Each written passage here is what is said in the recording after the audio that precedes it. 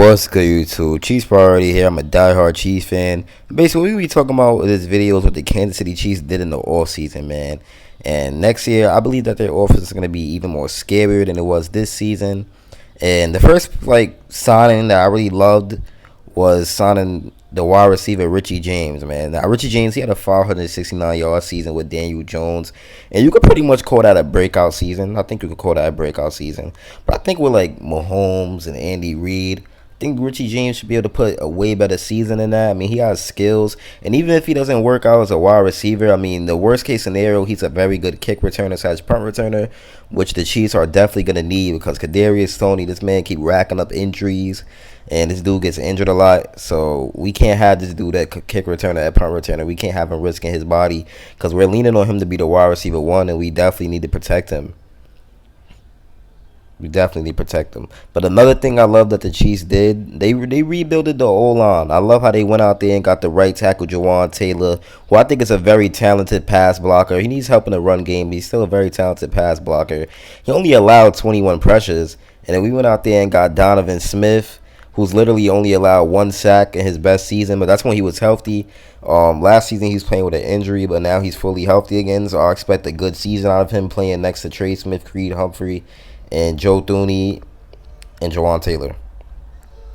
But these was huge upgrades because Orlando Brown and Andrew Wiley, they both allowed over 45 pressures, and they both top 4 in pressures in the entire NFL.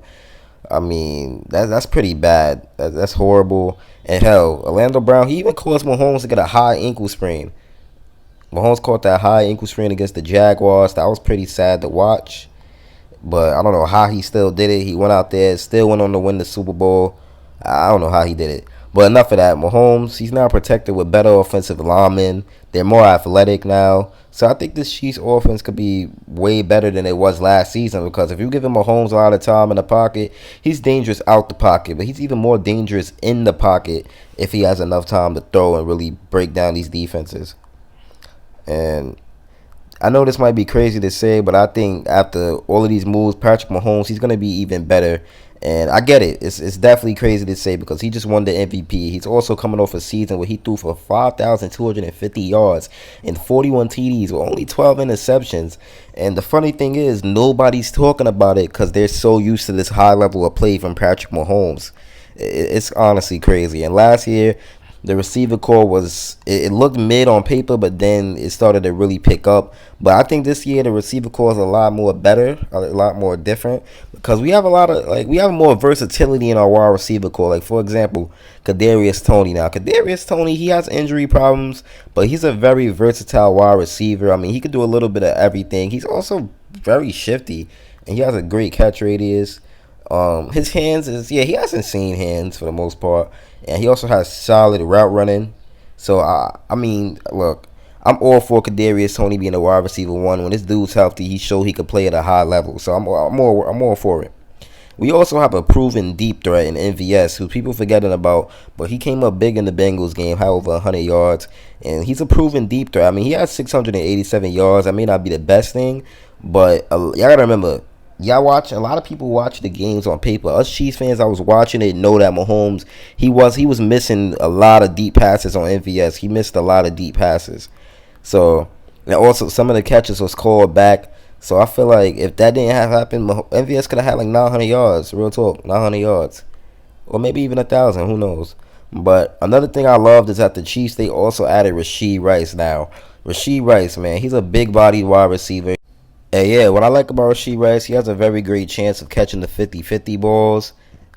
He's very talented. He's like a more explosive Juju, and he's gonna take the role way better than Juju did. I feel like, because he's more explosive.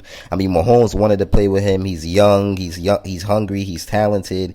So I'm pretty sure that the Rashee Rice pick is not going to be a waste. So Chiefs fans, don't ever worry about that. But you also have more things in our wide receiver core that we have to touch on, like Justin Ross, man. I'm going to make a video on Justin Ross. That's coming out soon.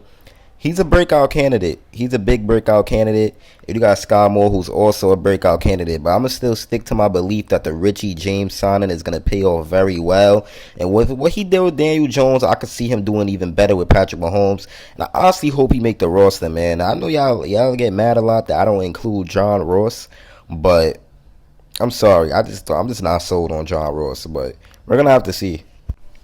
Another thing people forgetting is that Kadarius Toney. I know I talked about him already, but Richie James and Kadarius Toney, they have a lot of chemistry, right? They have a lot of chemistry. They're very close friends. So when Richie James was like, "Welcome to the Chiefs," Kadarius Toney was already hyped. So that's building like a little connection right there. Two good wide receivers coming from the Giants, two hungry wide receivers, and they might really put the league on notice next year, right? So when they put the league on notice, I don't want to hear people talking about where is this coming from? The Chiefs have too much weapons. I don't want to hear none of that because y'all was calling him Tony mid and Richie James mid. But when you have the head coach Andy Reid, he brings the best out of players, and even if they don't become gods, he finds a way to use them and he finds a way to take advantage of their ability.